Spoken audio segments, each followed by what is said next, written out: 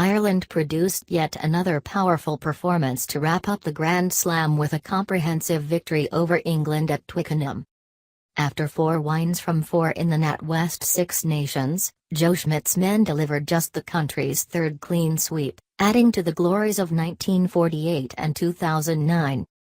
A battle royale was predicted ahead of kickoff, and so it developed. Ireland, as is now their trademark, kept possession, piled on the pressure, and were rewarded with first-half tries from Gary Ringrose, C.J. Stander and Jacob Stockdale.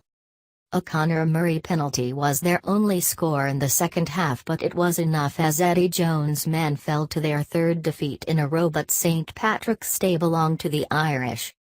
Ireland had made just the one change, while England had 7 new bodies in their lineup. It told early on as the hosts struggled to tune into the same frequency, while, on the other hand, the already crowned champions took the game to the opposition. It yielded dividends immediately when Johnny Sexton pumped up a perfect up and under that Anthony Watson fumbled, giving Ringrose a simple touchdown.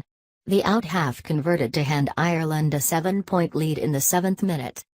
England had briefly visited the Irish 22 but were sloppy in possession and only for a knock-on near the line from Bundyaki. They would have been in more trouble. Sexton then missed a chance to extend the lead with a penalty a few moments later after England failed to roll away at a ruck. But again, as happened against Wales, the lost opportunity paved the way for another try, this time Stander finishing off against the butt of the post after a brilliant hockey burst. It was one-way traffic in the Twickenham snow.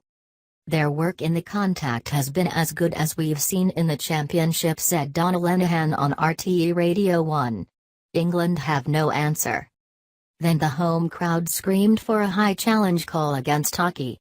Referee Angus Gardner took his time before giving them half of what they wanted. Penalty only and no card for the Connacht centre. It was the first of 4 penalties conceded close to the line, and the last of those, 12 minutes from the break, led to Peter O'Mahony being sent to the bin. However, an overthrow by returning captain Dylan Hartley allowed the visitors to clear as Sexton wiped blood off his face. Eventually the green defence was breached. Owen Farrell kicked low behind the line and Elliot Daly ran on to the grubber and dotted down, but the fly half missed the extras.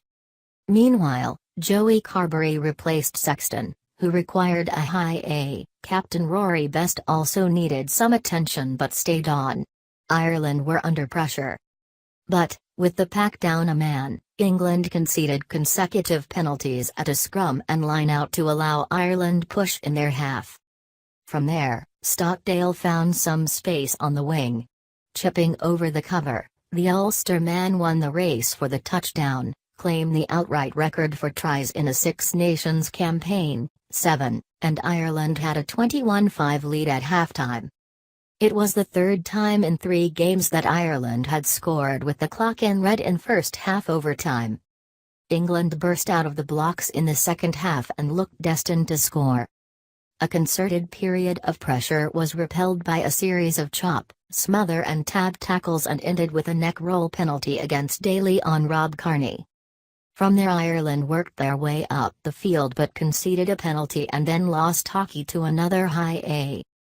Jordan Larmour came on for his 3rd cap and his burst almost resulted in a try in the corner. No matter, Murray took over the kicking responsibility and extended the lead to 19 points with a penalty on the hour mark. The possession and territory stats were even, but Ireland's ability to return from the red zone with a score was killing England. But then a penalty call against Sexton for a neck roll allowed England to work a score, Daly again finishing off on the wing. Farrell, again, off target with the conversion. "Oh God, imagine if it was a draw," said Lenihan as Sexton eventually bowed out, having given everything to the cause throughout the campaign. Carberry was off target with a penalty from near the halfway, handing England a chance to counter. Daly threatened as Keith Earls received attention, Ringrose covered and won a scrum for Ireland. On came Kieran Marmion to stand on the right wing, as he had done against Australia in 2016. Johnny May scored a consolation try with the last play, but it mattered not. Ireland had completed the slam and the celebrations began. Thanks for watching. Please subscribe my STC News channel. Goodbye and see you again.